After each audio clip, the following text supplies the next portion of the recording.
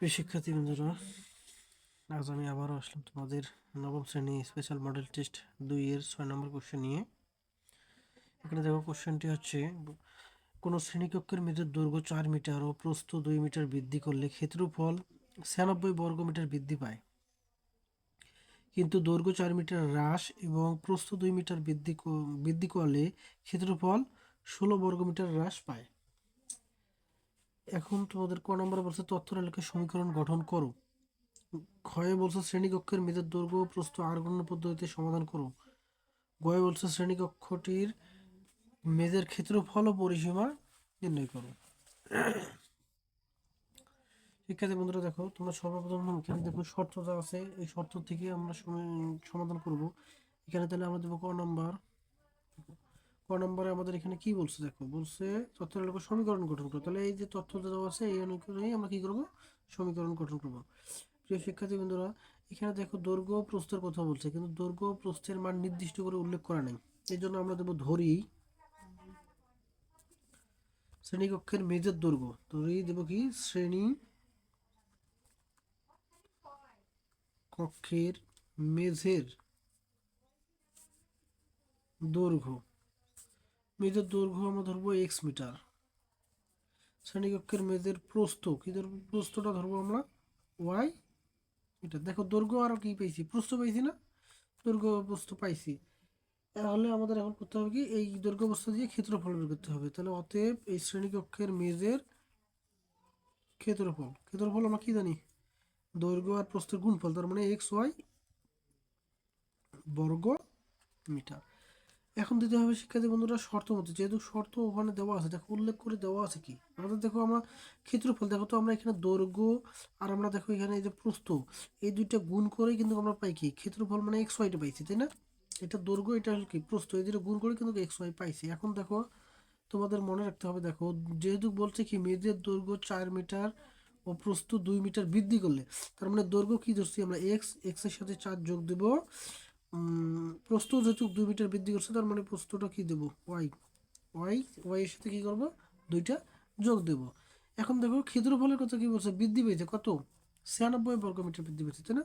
তার মানে এর সাথেও দেবো আমরা 96 যোগ করে।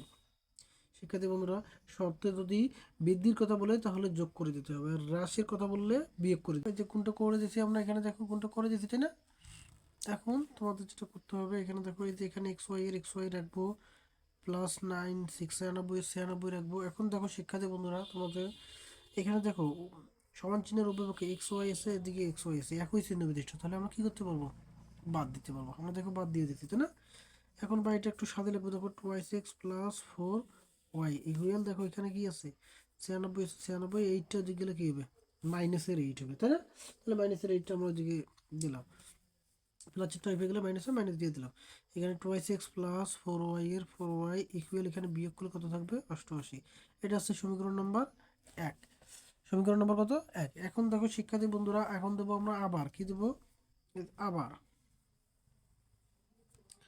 আবার এখন দেখো এখানে কি বলছে, দ্বিতীয় শর্তে কি বলছে, যে দৈর্ঘ্য 4 মিটার হ্রাস করছে এবং প্রস্থ 2 মিটার বৃদ্ধি করছে, তাই না? তাহলে দৈর্ঘ্য হ্রাস করা মানে কি, বিয়োগ প্রস্থ কি করছে 2 মিটার বৃদ্ধি, তার মানে কি আবার এই যে y+2 এ থাকবে। ক্ষেত্রফল কি হয়েছে, হ্রাস পেয়েছে, তার মানে আগে ক্ষেত্রফল ছিল এক্স ওয়াই, এখন ক্ষেত্রফল 16 বর্গ মিটার হ্রাস পেয়েছে, তার মানে কমছে, মাইনাসের এটা দিতে হবে। এখন দেখো শিক্ষার্থী বন্ধুরা, আবার আমরা এখানে দেখো এখানে করবো কি করবো, গুণ করে দেবো, কি করবো, গুণ করে দেবো। দেখো এই এক্স ওয়াই গুণ করলে এক্স ওয়াই, ওয়াই আর এটা যদি গুণ করি তাহলে -4y হবে। আবার দেখো 2 দ্বারা x কে গুণ করলে এখানে দেখো প্লাসের 2x, 2 আর 4 গুণ করলে -8 ইকুয়াল এক্স ওয়াই -16। শিক্ষার্থী বন্ধুরা, দেখো তোমাদের মনে রাখতে হবে, এখন দেখো আমরা পিটিও দেবো, পিটিও দেওয়ার পরে পরের পেজে আমরা করবো। দেখো এখন তাহলে শিক্ষার্থী বন্ধুরা, এখানে একটা জিনিস কাজ করে রাখো, এখানে দেখো এক্স ওয়াই বাদ যাবে, এই 2xটা আমরা আগে লিখবো -4y, এই যে 8 মাইনাসের তো গেলে কী হবে, প্লাসের হবে। এখানে বা 2x - 4y, 4y ইকুয়াল থাকতেছে, দেখো ওইদিকে মাইনাসের 16 ছিল আর -8 ছিল, এদিকে বাম পক্ষে ছিল, ডান পক্ষে নিয়ে গেলে +8 হবে। বা এখানে দেখো 2x - 4y ইকুয়াল, এখানে থাকতেছে -8, সমীকরণ নম্বর 2।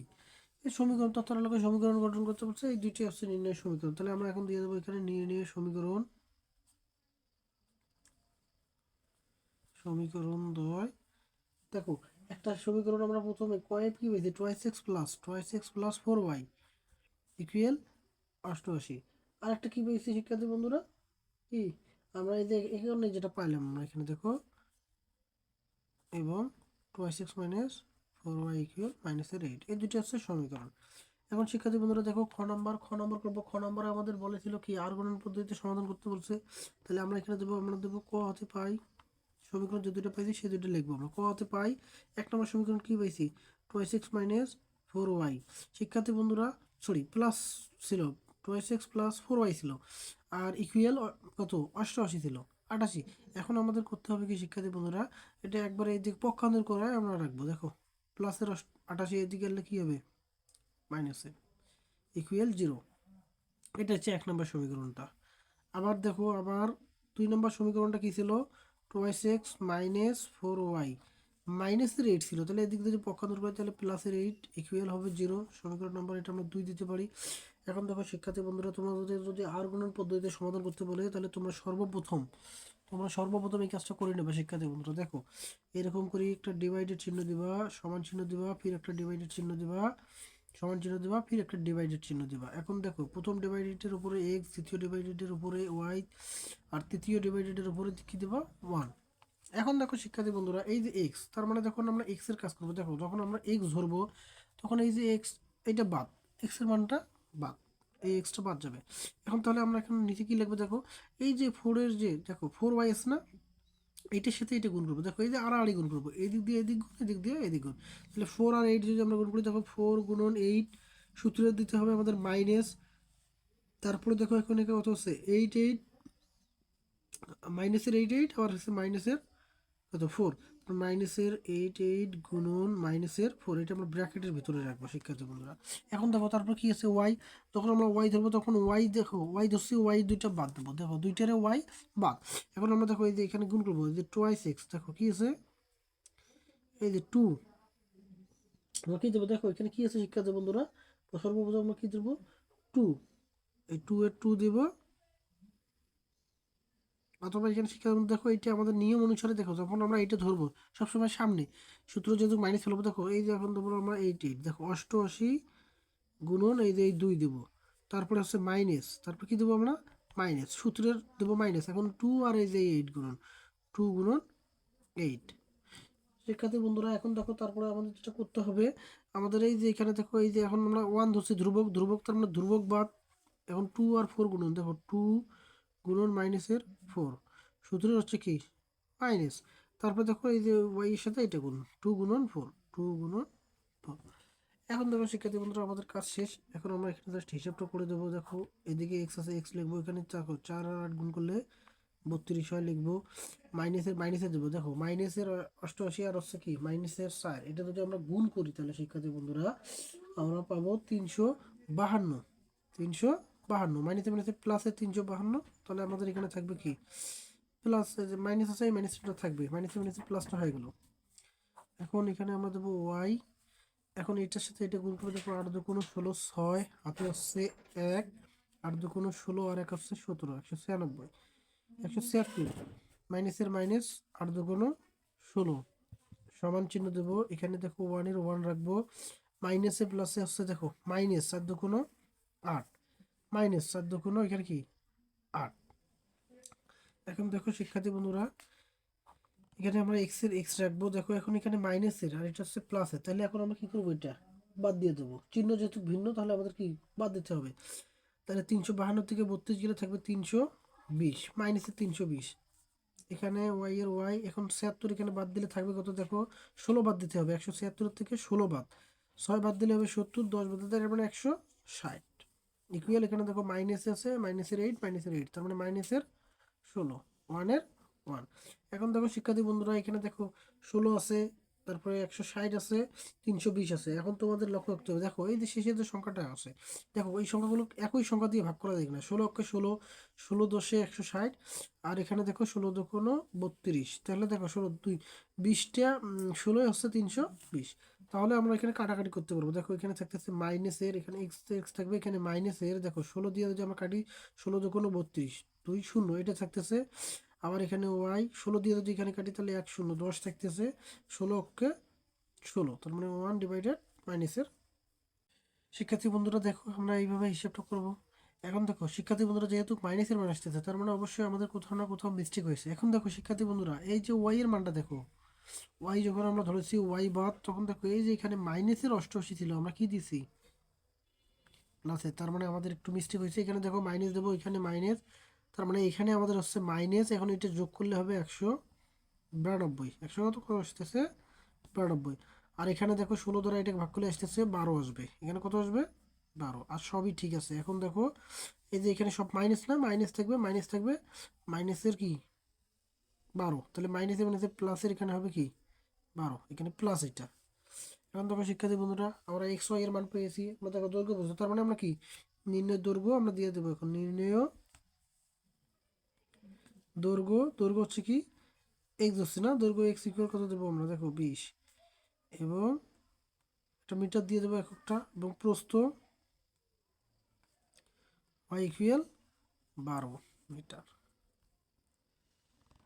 এখন দেখো শিক্ষার্থী বন্ধুরা আমরা গ নাম্বার করবো। গ নাম্বারে আমাদের বলছে কি মেয়েদের ক্ষেত্রফল এবং পরিসীমা নির্ণয় করো। এখন ক্ষেত্রফল এবং পরিসীমা বের করতে গেলে আমাদের যা করতে হবে শিক্ষার্থী বন্ধুরা দেখো, আমরা তো দৈর্ঘ্য প্রস্থ পাইছি তাই না। এখন গ নাম্বার দেখো আমরা দেবো খ হতে পাই, খ হতে পাই দৈর্ঘ্য ইকুয়াল কত পেয়েছি আমরা 20 মিটার, এবং প্রস্থ কত পেয়েছি শিক্ষার্থী বন্ধুরা, প্রস্থ পেয়েছি 12 মিটার। তাহলে অতএব দেখো শিক্ষার্থী বন্ধুরা আমরা এখন পরিসীমা আর কি ক্ষেত্রফল বের করতে বলতে, তাহলে অতএব আমরা দিতে পারি অতএব মেয়েদের ক্ষেত্রফল, ক্ষেত্রফল আমাদের দৈর্ঘ্য গুণন প্রস্থ, দৈর্ঘ্য হচ্ছে 20, প্রস্থ হচ্ছে 12, এত একক হচ্ছে এর বর্গ মিটার। তাহলে এটা এখন গুণ করব, গুণ করলে আমরা কত পাচ্ছি 240, 240 বর্গ মিটার। তারপর আবার দেখো শিক্ষার্থী বন্ধুরা আমাদের কি বলতে পরিসীমার কথা বলতে, তাই না। তাহলে অতএব মেঝের পরিসীমা,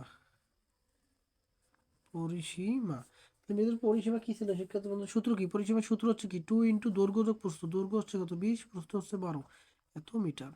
এখন দেখো আমরা এখানে 2 দেব ইন্টু এটা দুইটার যোগফল কত 32, 32 দুগুণ 64, এই যে 64 মিটার।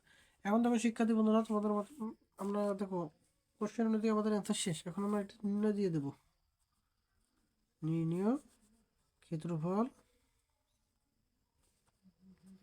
240 বর্গ মিটার এবং পরিসীমা